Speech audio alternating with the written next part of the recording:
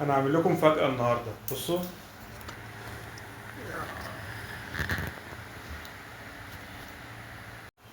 انا كنت متردد اصور ولا لا، لان البضاعه اللي جت هي بسم الله ما شاء الله كميه كبيره، بس اللي كان مطلوب مني كميه كبيره جدا لدرجه انا مش عارف الكميه المطلوبه مني قد ايه.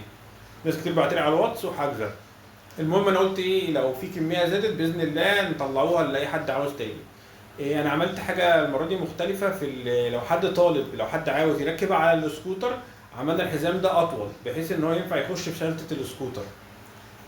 حاجة تانية، بصوا يا شباب، هي البتاع دي ليها وش وظهر. الجزء المتساوي دوت ده لتحت، الجزء الناعم ده بيبقى لفوق.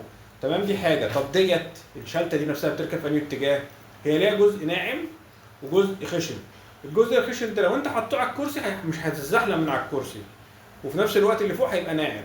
لو عاوز تعمل العكس، تخلي الخشن اللي فوق ده عشان انت هتبقى انت اللي ما تتزحلقش على على الشده، بس في نفس الوقت هو هيبقى ناعم، فمش هيبقى ماسك في الكرسي من تحت. المهم يعني الافضل ان انت تعمل الجزء اللي هو البارز من تحت، بحيث ان انت ما يتزحلقش على الكرسي. اخر حاجه، خلي الجزء التخين دوت من قدام والجزء الرفيع من ورا، يعني الجزء التخين من قدام من ناحيه التانك والجزء الرفيع من ورا من ناحيه الكرسي. بس اللي عاوزها يبعت لي رساله على الواتس وانا هرد عليه على طول. يلا، سلام.